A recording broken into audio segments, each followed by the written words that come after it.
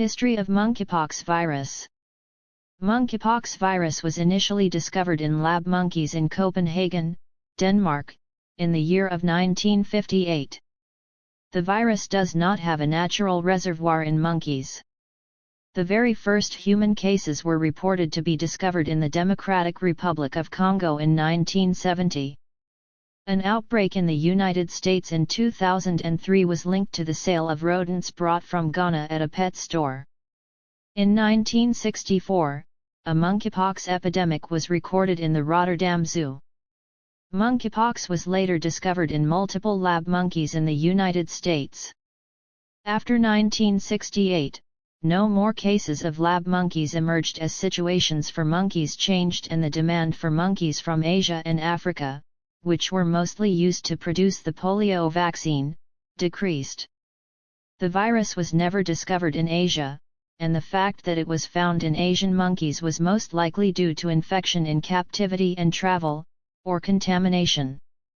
In 1970, an unimmunized 9-month-old child in the Equator region of the Democratic Republic of the Congo became the first recorded instance in humans. Between 1970 and 1979, about 50 cases have been recorded, with Zaire accounting for nearly 2/3 of them. Liberia, Nigeria, the Ivory Coast, and Sierra Leone were among the countries with other instances of cases. Over 400 cases of humans had been recorded by 1986. In tropical Central and West Africa, small viral epidemics with a mortality rate of 10% and a subsequent human-to-human rate of infection of around the same amount are common. Monkeypox causes.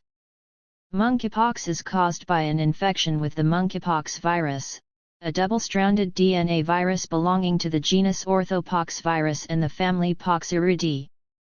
The virus is mostly found in Central as well as West African tropical rainforests. The virus is divided into clades that correspond to the geographical locations of the Congo Basin as well as West Africa.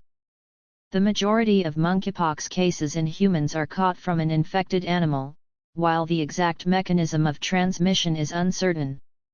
The virus is believed to enter the body via broken skin, the nasal passage respiratory tract, or even through the mucous membranes of the eye, nose, and mouth. Spread to other people is common whenever a human has been infected, especially family members and healthcare staff being particularly vulnerable.